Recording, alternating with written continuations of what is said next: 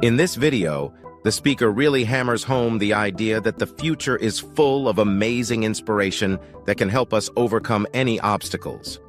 If you really understand why you're doing something and set clear goals, it's like having a superpower that keeps you going, even when things get tough. This video is all about how setting goals is super important. It talks about how both long-term and short-term goals can have a big impact. It also dives into how working towards your goals can change you as a person. Pretty cool stuff. But now let's make these notes now on setting goals. The promise of the future is an awesome force. We look back for experience, but we have to look forward now for inspiration. And what gives us inspiration to get up in the morning and do our job, learn skills, develop all that we can possibly be, is the promise of the future.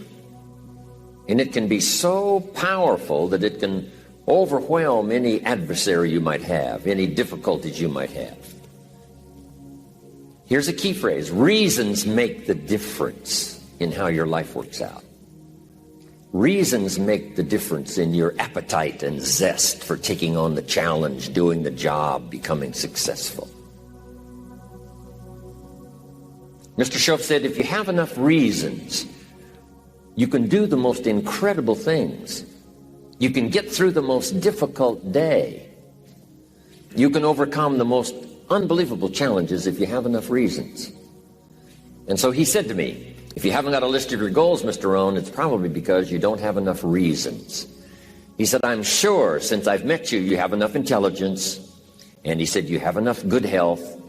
And he said, you have, all of those things working for you. But here's what you must work on now is to have enough reasons. Looking into the future, developing reasons. Okay. Now here's a note to make. It's important to make sure that the greatest pull on your life is the pull of the future. Some people let the past pull them back. The past can be like gravity if you let it to pull you back. Some people live in the past. They live in the darkness of the past. They live in the mistakes of the past. They live in the discouragement of the past. They didn't make it, and that affects them for the rest of their life, living in the past. So we don't want the past to pull us back, to live in the past. So make this note: dreams and goals can become magnets. Dreams and goals can become magnets. And the stronger the goal, the higher the purpose, the more powerful the objective, the stronger this magnet is that pulls you that direction. Now, not only does your goals and your objectives pull you that direction, here's what they also do. They pull you through. They pull you through all kinds of down days. They pull you through a difficult time. It'll pull you through some winter of your life. Some people get lost in the confusion of the day simply because their goal is not bright enough to pull them through.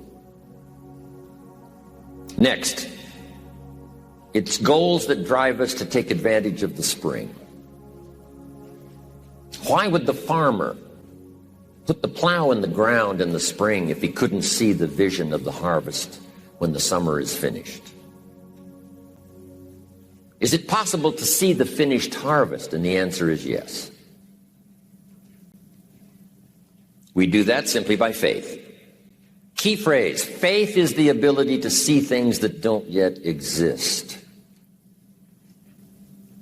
So here's what we want to do in our goal-setting session, is to start looking into the future of what you would like to accomplish and where you would like to go, the person you would like to be, and see if you can't get a better picture of the finished objective.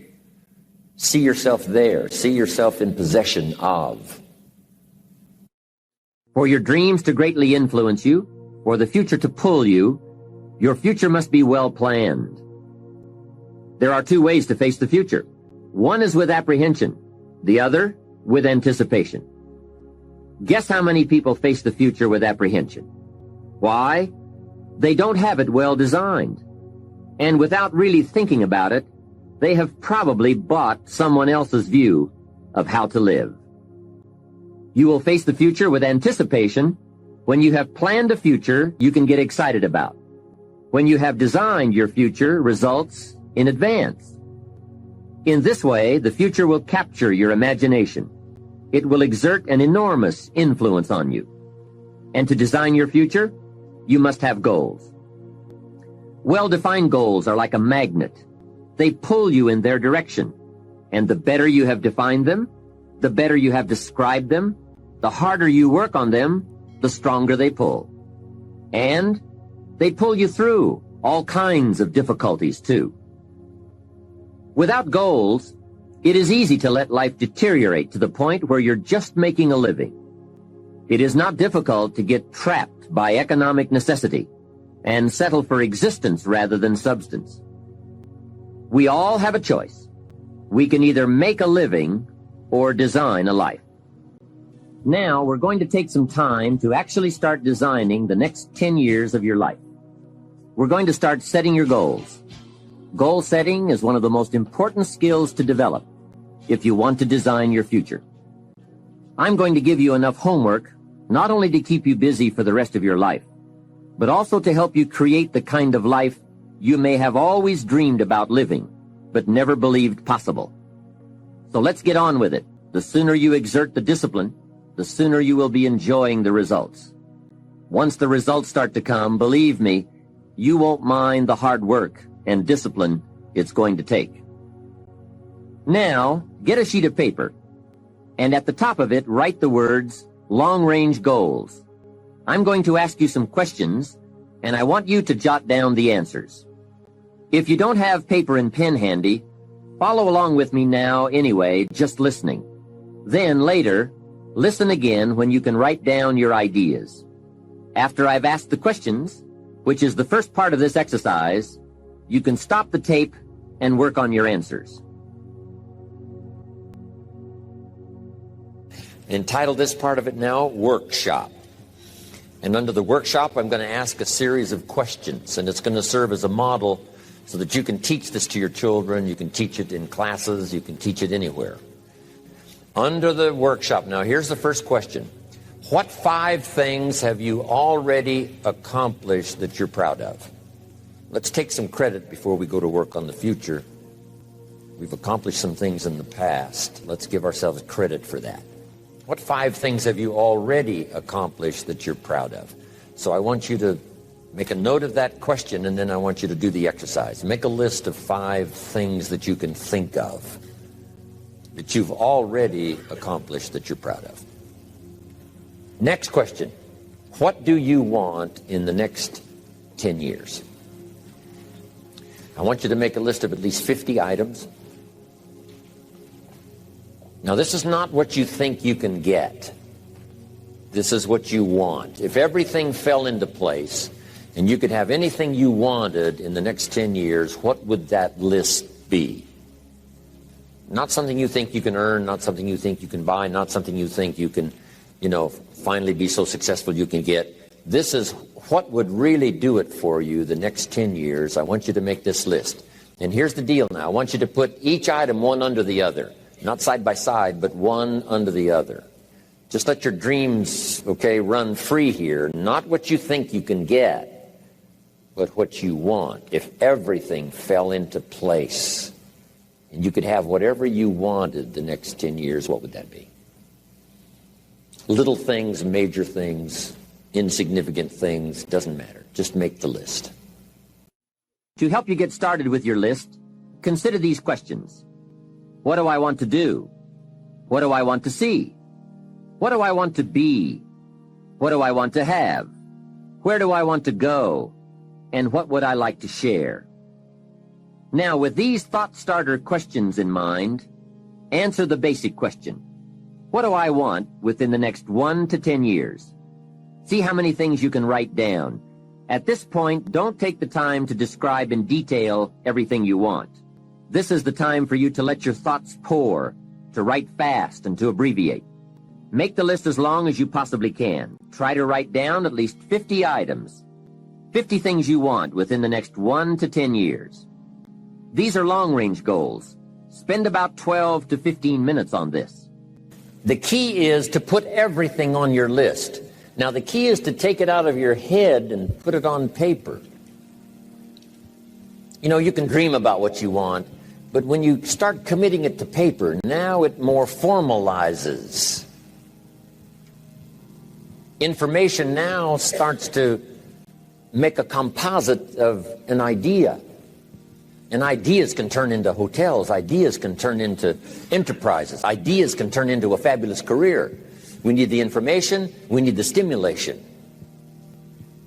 What experiences would you like to have in the next 10 years?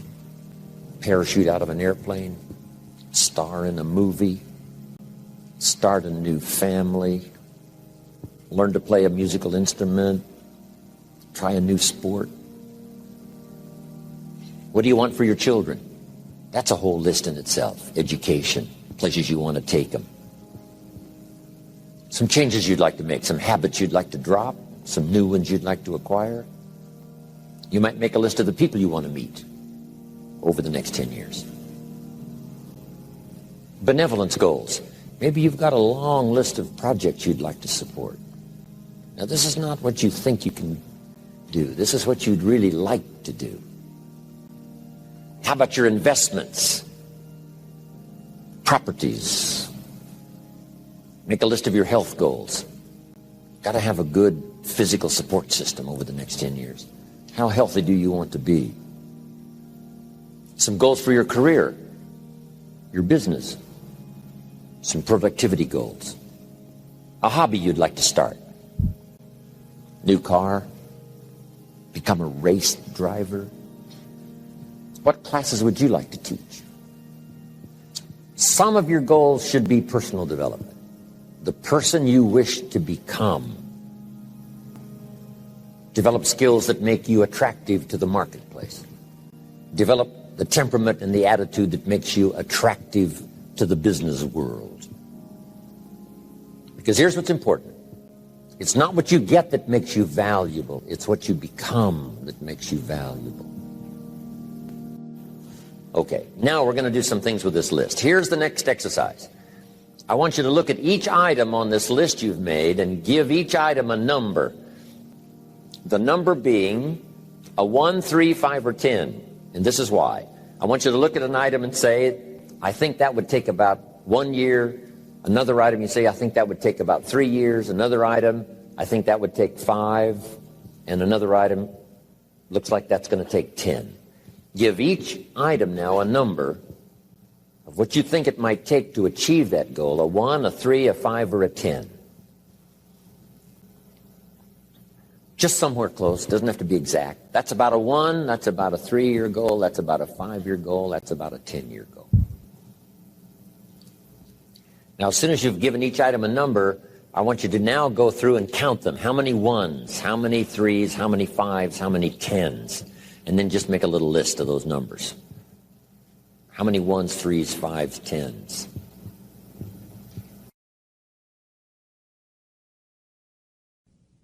When you're finished entering your time frames, there should be a fairly balanced distribution of all your goals.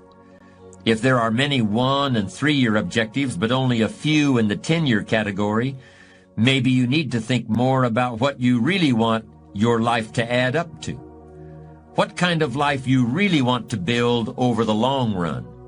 But if there's a preponderance of 10-year goals, and relatively few of the shorter-term variety, this may be an indication that you're putting things off, that you're focused too much on where you'll be at the end of the day and not enough on what you can accomplish right now. Keep working on your list, adding and subtracting goals with various time frames until you've created a more or less even distribution. Now comes the really challenging and interesting part. So far, you've just been adding things to the list, but now it's time to start making some selections. Now you're going to start asking yourself, what's really important compared to what might just be sort of fun? Choose 4 goals from each of the 4 time frames, 1 year, 3 year, 5 year, and 10 year. Now you have 16 separate goals. So far, you've only referred to them in shorthand fashion. But now you're going to start seeing them very, very clearly in your mind's eye. You're going to see each goal just as if it were being realized this very minute. And you're going to write down a detailed description of exactly what you see. Do you intend to open a handmade furniture store in 3 years? What will the store look like from the street out front? Will there be gold leaf lettering on the windows? Or will there be a sign hanging over the door instead? How many square feet will the store contain? Will there be a showroom area for the furniture in front and a workspace in back? Or will the furniture be built at a different location? Do you intend to have any employees, or will you run the business entirely by yourself? Think of all the questions that need to be answered in order to see your goal with absolute clarity. And then write the information down in a notebook or on a piece of paper. That will become one of your most important personal possessions. But that's not all.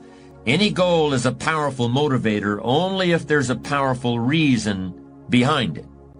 Write down your reasons for wanting each goal in the same degree of detail that you use to write your descriptions.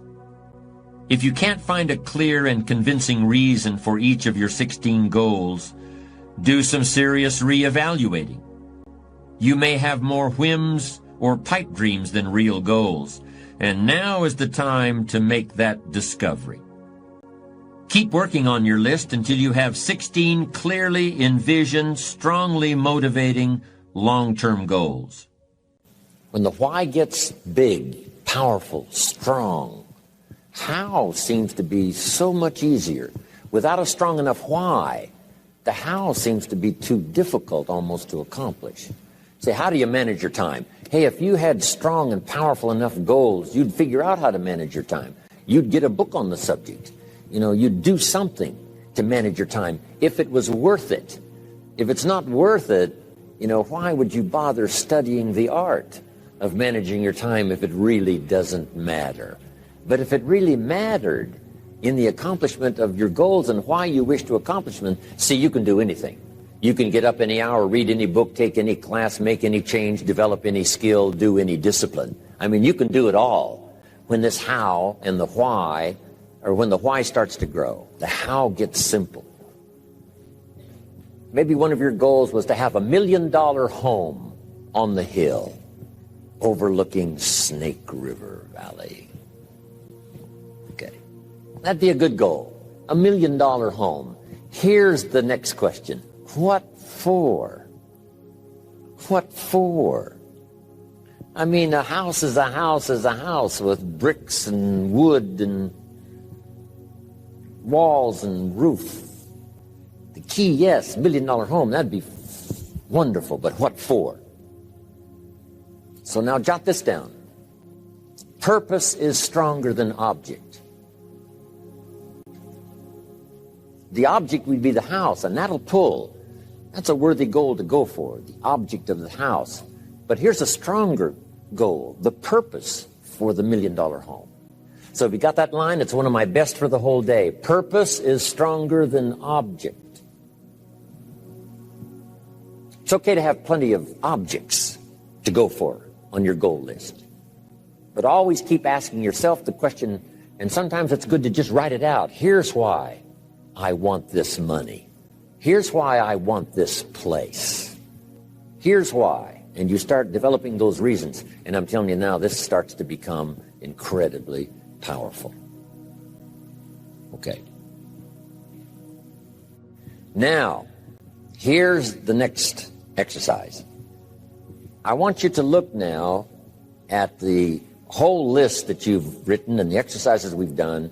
Now I want you to answer this question. What kind of person must I become to achieve all I want? Now we've got two things working. What you become helps you to achieve, and what you achieve helps you to become. And the more you become, the more you can achieve, and the more you achieve, the more you can become. Who knows which affects the other the most? Your concept of the person you think you must become to achieve what you want. This is time for a little truth here.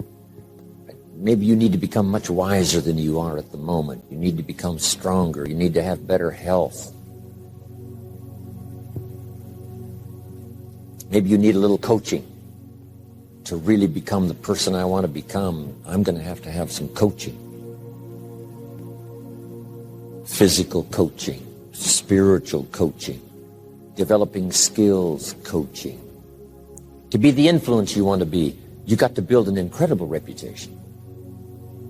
What kind of person must I be to attract all that I want in my life and the people that I want and the opportunities that I want?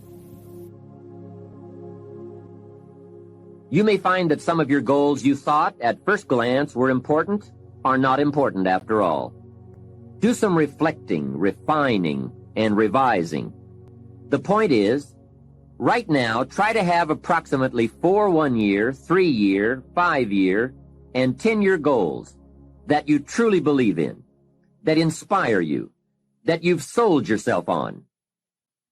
When these goals and the reasons you want to obtain them are each clearly described in a brief paragraph, transfer this information to a journal or some type of notebook that you can carry with you easily and refer to often. It's essential to set aside some time every week to review all of your goals, to rearrange them, redo them, restructure them, to add goals, or to tear up the whole list and start over. Goal setting is not something you do just once. It's a continual process. Also, you must constantly check your progress toward your goals. You don't want to fall too far behind on, or worse, lose sight of, your important goals. Now, just as important as your long-range goals are your short-range goals. Your goals for tomorrow, next week, next month, 6 months from now. These are goals you can accomplish within the next year, the immediate future. We call these goals confidence builders. When you work hard, burn the midnight oil, and accomplish these little things, it builds your confidence to go for your long-range goals.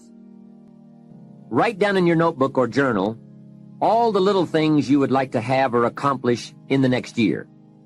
How you set up this list is up to you. You might want to break it down by week or by month. Set it up in whatever way works well for you. Part of the fun of having a list is being able to check off something as obtained or completed. Every week, try to check off at least one thing on your list of short-term goals. And when you are able to check off something major, something on your list of long-range goals, celebrate. Make winning joyful. Congratulate yourself. It is very important to celebrate progress. We grow from 2 experiences. One is the joy of winning, and the other is the pain of losing. Here's what that also means. Make losing painful. Put it on yourself. If you set something up, fooled around, didn't pull it off, put it on yourself. And get around people who will help in this area. Hey, don't join an easy crowd. Go where the expectations are high, where the pressure to perform is high. It's how we grow. Review what you've written at times, and keep track of your progress toward these objectives. Above all, persevere. Goal setting is a very important first step, but goal achievement is a continuous, lifelong process. That's what makes it so challenging. That's also why it's so extremely rewarding to finally attain your long-term goals.